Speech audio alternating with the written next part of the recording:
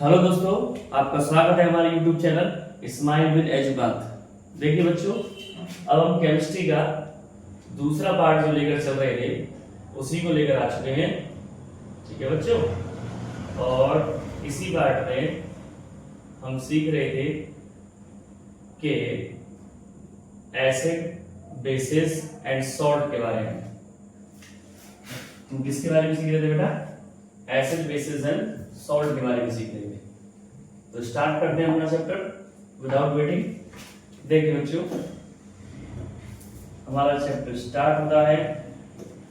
चलिए, आज हम पढ़ेंगे केमिकल रिएक्शन ऑफ बेसिस। हमने एसिड के बारे में पढ़ लिया था, अब हम केमिकल प्रॉपर्टीज पढ़ेंगे बेसिस की। ठीक है बच्चों, वैसे हमने ये पढ़ लिया था, मैं आपको बताऊं बेसिस का, और दो पार्ट हो गए, तीसरा पार्ट है ये। मैं कोशिश करूंगा आपको ज्यादा लंबा लेंथी वीडियोस ना बनाऊं, लेंथी वीडियोस के साथ साथ अच्छे तरीके से पढ़ाऊं और कम वीडियोस में इसे कवर कर पाऊं। पूरा होगा नॉलेज वाला। देखिए, पहला पढ़ रहे हैं, पहला पॉइंट है reaction of basis in metal. जैसे उसमें पढ़ा था एसिड का मेटल के साथ रिएक्शन हुआ तो क्या बना था? Water, salt, hydrogen. ठीक है, तो इसी तरीके से तो वेन अल्कली, जिसे हम बेस कहते हैं, पीछे के जो वीडियो है उसमें हमने पढ़ा इसके बारे में। अल्कली क्या है? बेस कहता है। तो अल्कली या बेस रिएक्ट विद मेटल, जब मेटल के साथ रिएक्ट करता है, it produce salt and hydrogen gas. Salt and hydrogen gas example से समझिए। यहां पर एग्जांपल लिखा हुआ है, जैसे अल्कली का रिएक्शन है, बेस का रिएक्शन मेटल के साथ, तो सॉल्ट और हाइड्रोजन। ध्यान रखिएगा, सॉल्ट एंड हाइड्रोजन। नेक्स्ट है हमारा एग्जांपल के sodium hydroxide gives hydrogen gas and sodium zincate when react with zinc metal. इसको समझाने के लिए यहाँ पर रिएक्शन दी गई है, इसको समझते हैं कि ये सोडियम हाइड्रोक्साइड है बेटा, और सोडियम हाइड्रोक्साइड का रिएक्शन जब हम जिंक मेटल से कराया तो क्या प्रोडक्ट में बना? सोडियम जिंकेट और हाइड्रोजन गैस रिलीज हो गई। इसी प्रकार से यहाँ समझते हैं कि सोडियम हाइड्रोक्साइड का रिएक्शन जब हमने एल्यूमिनियम के मेटल से कराया, साथ में एक्वस फॉर्म के लिए हमने वाटर लिया, तो यहाँ पर बना सोडियम एल्यूमिनेट और हाइड्रोजन गैस। इस प्रकार से समझ सकते हैं आप कि जब भी अल्कली या कह सकते हैं बेस का मेटल के साथ रिएक्शन होता है तो सॉल्ट और हाइड्रोजन का क्या फॉर्म बनेगा। ठीक है बच्चों, अब नेक्स्ट लेते हैं। नेक्स्ट हमारा कि reaction of base with oxide of non metal, यानी non metal oxide are acidic in nature. For example, carbon dioxide is a non metal oxide. हाँ, मेटल तो है नहीं। When carbon dioxide is dissolved in water produce carbonic acid. ये आपके लिए important question है, ध्यान रखिएगा। यह आपके लिए बड़ा इंपॉर्टेंट क्वेश्चन है कि जब कार्बन डाइऑक्साइड गैस को पानी में घोला जाता है तो ये कार्बोनिक एसिड प्रोड्यूस करता है। जब कार्बन डाइऑक्साइड को पानी में घोला जाता है तो ये कार्बोनिक एसिड प्रोड्यूस करता है। ठीक है बच्चों, नेक्स्ट है हमारा, इसीलिए when base react with non-metal oxide both neutralize each other, यानी दोनों एक दूसरे को क्या कर देते हैं? न्यूट्रलाइज कर देते हैं। कैसे? यानी बेस जब रिएक्शन करता है एसिड के साथ तो दोनों एक दूसरे को क्या कर देते हैं? न्यूट्रलाइज। क्या कर देते हैं बेटा? न्यूट्रलाइज कर देते हैं। ध्यान रखिएगा। आगे है कि both neutralise each other respective salt and water. जैसे यानी बेस का नॉन मेटल ऑक्साइड के साथ जब हम रिएक्शन कराएंगे तो सॉल्ट और वाटर का फॉर्म बनेगा। यानी non metal oxide are acidic in nature. ये भी एक पॉइंट है कि नॉन मेटल एसिडिक होते हैं नेचर में। नॉन मेटल कैसे होते हैं बेटा? एसिडिक होते हैं नेचर में। नेक्स्ट है हमारा एग्जांपल से समझते हैं हम। एग्जांपल है कि जब सोडियम हाइड्रोक्साइड को कार्बन डाई की प्रेजेंस में हमने रिएक्शन कराया तो सोडियम कार्बोनेट और वाटर। इसी के आधार पर जब कैल्शियम हाइड्रोक्साइड को हमने कार्बन डाइऑक्साइड में रिएक्शन कराया तो कैल्शियम कार्बोनेट, सॉल्ट और वाटर, ये हमारा फॉर्मेशन बनता है। अभी जो हमने पढ़ा था उसी के आधार पर ये बेसिस एग्जांपल है। नेक्स्ट है बेटा न्यूट्रलाइज रिएक्शन। अभी समझा था न्यूट्रलाइज रिएक्शन क्या होता है कि when an acid neutralise a base when they react with each other and respective salt and water form. दोबारा सुनिए, जब मैं इसको इजी वे में समझाता हूं, जब बेटा एसिड और बेस एसिड रिएक्ट करते हैं तो वो रिएक्शन न्यूट्रलाइज रिएक्शन कहलाती है, न्यूट्रलाइजेशन रिएक्शन कहलाती है। दोबारा सुन लीजिए, जब एसिड बेस को न्यूट्रलाइज करता है, कब? जब वे दोनों एक दूसरे के साथ रिएक्शन करते हैं। और फॉर्मेशन में क्या बनता है प्रोडक्ट में सॉल्ट एंड वाटर, ठीक है, ध्यान रखिएगा। सिंस चूंकि the reaction between an acid base both neutralise each other, क्योंकि रिएक्शन होने वाली एसिड के बीच में और बेस के बीच में दोनों एक दूसरे को क्या कर देती है बेटा, न्यूट्रलाइज कर देती है, इसलिए it is also known as neutralisation reaction. दोबारा सुन लीजिए, मैं थोड़ा इसी वे में समझा देता हूं आपको कि रिएक्शन किस किस के बीच में, बिटवीन एसिड और बेस के बीच में, ये एक दूसरे को क्या कर देते हैं, न्यूट्रलाइज ईच अदर, यानी ये एक दूसरे को न्यूट्रलाइज कर देते हैं, इसलिए इसे रिएक्शन को क्या बोला जाता है, न्यूट्रलाइजेशन रिएक्शन। आशा करता हूं आपको समझ में आया होगा, है ना। अब ये मत देखिए कैमरे की तरफ क्यों नहीं दे रहा, क्योंकि मैं चाह रहा हूं कि गर्मी का मौसम है, आपको पूरा अच्छे तरीके से समझा दिया जाए, क्योंकि हमने पहले ही बताया आपको नो बकवास केवल सफल कराने का प्रयास। हम कोई बीच में कोई कमेंटबाजी, टॉन्टबाजी, मजाक ये नहीं करते हैं। हो सकता है कुछ बच्चों को पसंद भी ना आता हो, लेकिन हमारा फंडा है कि पढ़ाने का। तो देखिए, sodium chloride and water are form when hydrochloric acid react with sodium hydroxide. ध्यान से देखिए, मैं इसको एग्जांपल से समझाऊंगा तो आपको थोड़ा ज्यादा समझ में आएगा कि HCl एसिड का रिएक्शन जब सोडियम हाइड्रोक्साइड, यानी ऐसे समझिए ये एसिड है और ये अल्कली यानी बेस है, जब इनका रिएक्शन कराया जाता है तो क्या बनता है, सोडियम क्लोराइड और वाटर।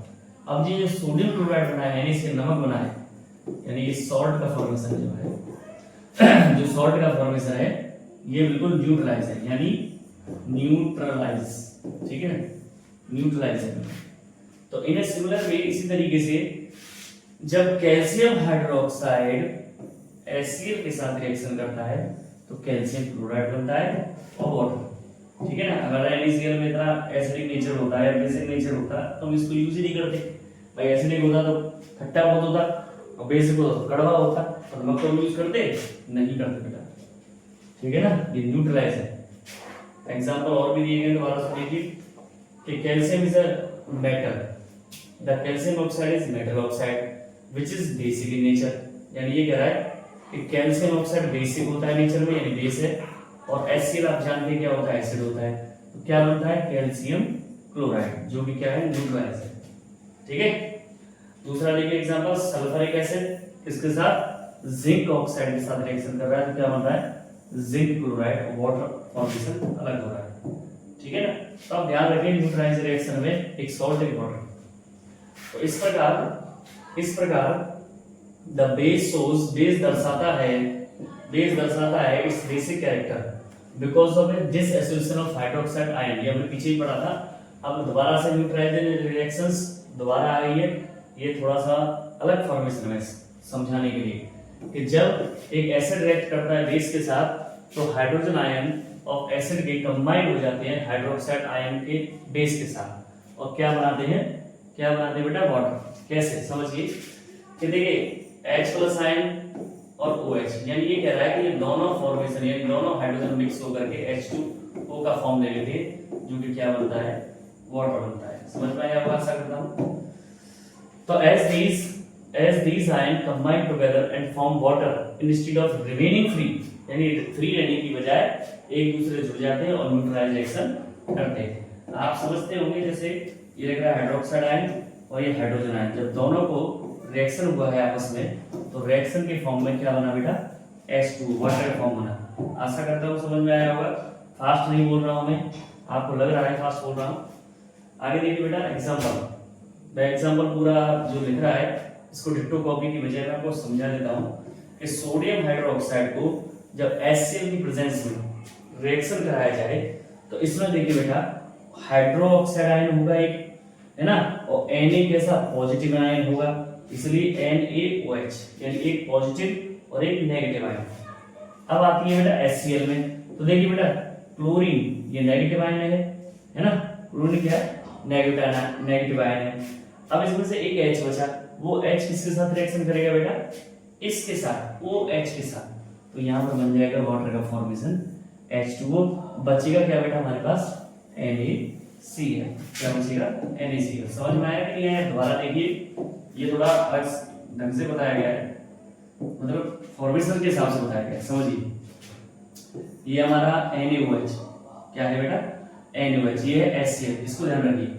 देखिए यहाँ पर बेटा NaOH में से Na पॉजिटिव है या नहीं, Cl क्या है बेटा नेगेटिव है, ठीक है ना, OH भी क्या है नेगेटिव है ना। तो OH और H को अगर हम रिएक्शन कराएंगे तो प्रोडक्ट के रूप में क्या बनेगा H2O। ध्यान से देखिए बेटा, बचा क्या हमारे पास Na और Cl, जिसका फॉर्मेशन हो गया NaCl। तो पॉजिटिव नेगेटिव आस पास आएंगे ना, अट्रैक्ट करेंगे तो इससे यहाँ पर बनता है NaCl सोडियम क्लोराइड और बनता है H2O, ये सॉल्ट एंड वाटर जब एसिड और बेस के साथ रिएक्शन। अगला है dilution of acid and base. Acid और बेस की डाइल्यूशन यानी concentration of hydrogen ion in an acid and hydrogen ion in a base per unit volume shows the concentration of acid and base। ये पीछे भी पढ़ा चुके हैं इसलिए मैंने इसको जल्दी पढ़ लिया। वही चीज है जो भी बताया था कि by mixing of acid to water, यानी जब एसिड को मिक्स किया जाता है वाटर में, the concentration of hydrogen ion per unit volume decrease, पीछे भी पढ़ाया था, घट जाता है। सिमिलरली उसी तरह से एडिशन ऑफ बेस यानी बेस को बढ़ाया जाए पानी में, the concentration of hydroxide ion per unit volume decrease, वहां पर भी जैसे हुआ था डिक्रीज वॉल्यूम, ऐसे यहाँ पर हाइड्रोजन आयन का वॉल्यूम डिक्रीज हो जाता है। This process of addition of acid और base to water is called dilution, यानी यही प्रक्रिया एसिड और बेस को बढ़ाई जाने की वाटर में क्या कहलाती है डाइल्यूशन। एंड द एसिड और बेस कॉल्ड डाइल्यूटेड, और ये क्या कही जाती है डाइल्यूटेड। आगे है the dilution of acid base, the dilution of acid base is exothermic. क्या है बेटा exothermic.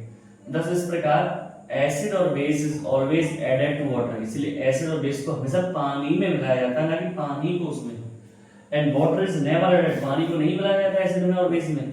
If water is added, यदि पानी मिलाया जाएगा टू ए कंसंट्रेटेड एसिड, ठीक है ना, गाढ़े एसिड में या बेस में, a lot of heat is generated, बहुत ज्यादा हीट जनरेट होगी, which may cause splashing out, जो कि किसका कारण बनेगी स्प्लैश आउट का। स्प्लैश आउट का मतलब होता है कि जैसे मान लीजिए ये बीकर है ना, ये हमने बीकर लिया, इस बीकर में एसिड है, ये हमने लिया HCl, क्या लिया बेटा HCl। जैसे इसमें हमने वाटर डाला उस तरीके से बहुत सारे, मतलब ये कह सकते हैं पानी की बहुत सारे निकलेंगे जो हमारे बॉडी पार्ट्स को हार्म पहुंचा सकती है ना, इसलिए हम ध्यान से ये काम करते हैं। तो विच में स्प्लैशिंग आउट एसिड और base and may cause severe damage, ये बहुत बड़ा विनाश का कारण बन सकती है। इसका कारण बन सकती है बेटा विनाश का। अब आगे हम नेक्स्ट पॉइंट पर अपना जो है बेटा स्ट्रेंथ, ताकत समझने के लिए कि एसिड और बेस, भाई ये भी तुम्हें पता होना चाहिए कि जिस बेस को हम यूज कर रहे हैं उसमें पावर कितना है, यानी वो वीक है या स्ट्रॉन्ग है। जिस एसिड को हम यूज कर रहे हैं वो वीक है या स्ट्रॉन्ग है, उसके लिए पीएच पेपर काम आता है। क्या था बेटा पीएच पेपर, ये कह सकते हैं जिससे हम पीएच वैल्यू मापते हैं।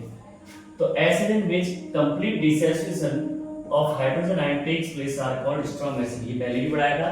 यानी पूरी तरह से जो H+ आयन रिलीज करता है, यानी हाइड्रोजन आयन रिलीज करता है, वो हमारे स्ट्रॉन्ग एसिड होंगे। उसी प्रकार से जो हाइड्रोक्साइड आयन पूरी तरह से रिलीज करेगा या डिसोसिएशन करेगा, वो हमारे स्ट्रॉन्ग बेसिस होंगे।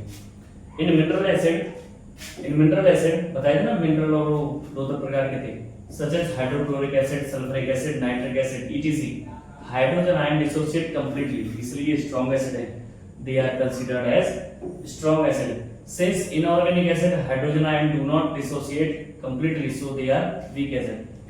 ठीक है ना। अब इसको समझने के लिए मैं आपको यहाँ पर डायरेक्ट समझा देता हूँ। देखिए बेटा ये जो 7 पॉइंट है, 7 इधर देखिए ध्यान से, ये न्यूट्रल पॉइंट है, यानी ना ज्यादा एसिडिक और ना ज्यादा बेस।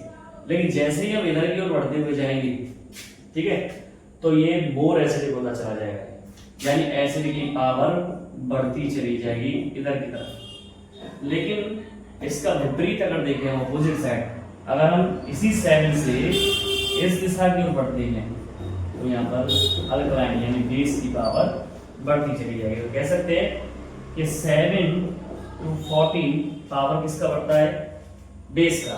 ठीक है, और अगर हम 0 to 7 की बात करें तो इसके बीच में पावर किसका बढ़ता हुआ चलता है, एसिड का।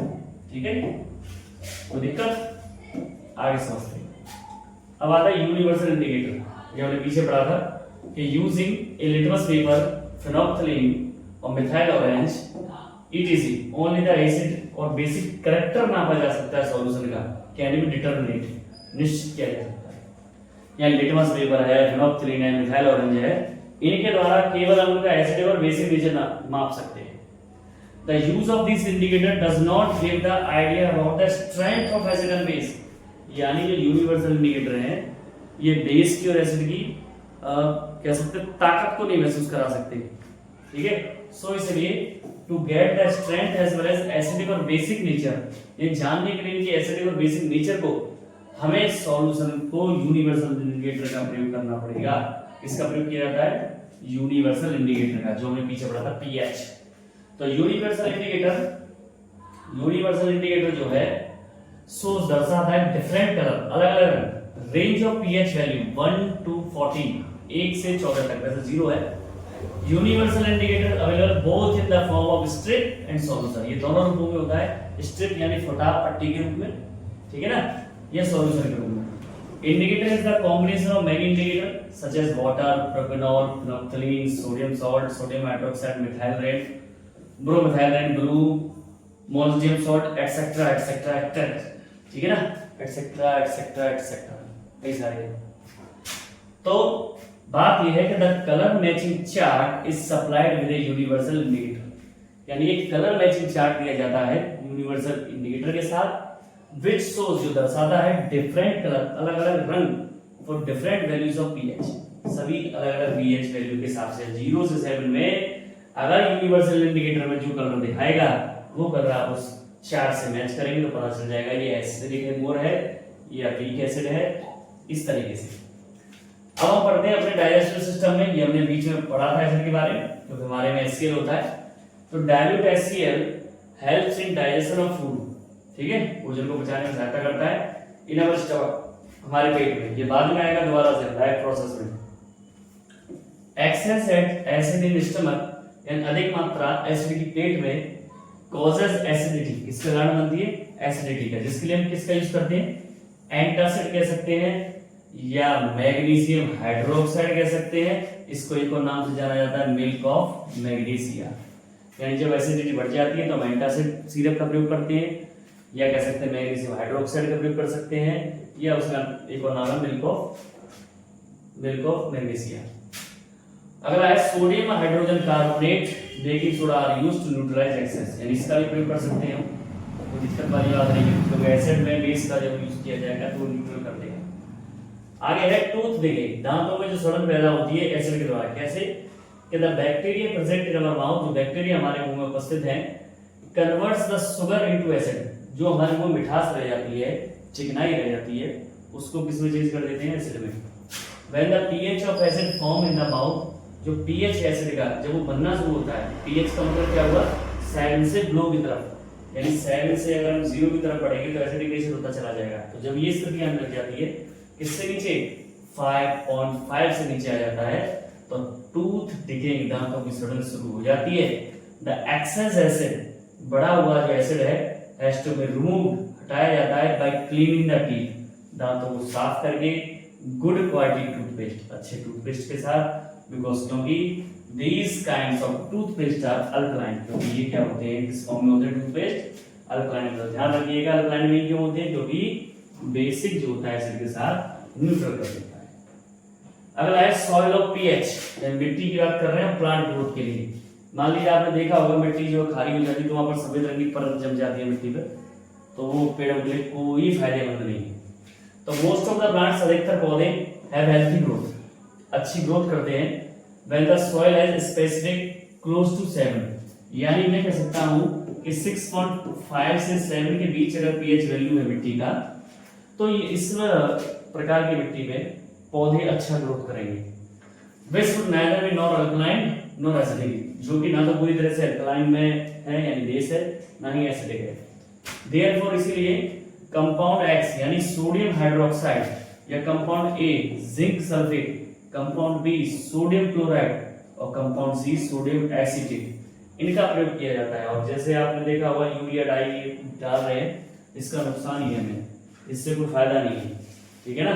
तो वहां पर हमारा यहाँ पर ये वीडियो समाप्त होता है और आपसे मिलेंगे अगले वीडियो में, और कोशिश की जाएगी 2 वीडियो और दिए जाए आपको, जैसे पूरा चैप्टर फिनिश कर दिया जाएगा। और वीडियो को आप दोबारा देखिएगा, ध्यान से देखिएगा, पक्का समझ में आएगा।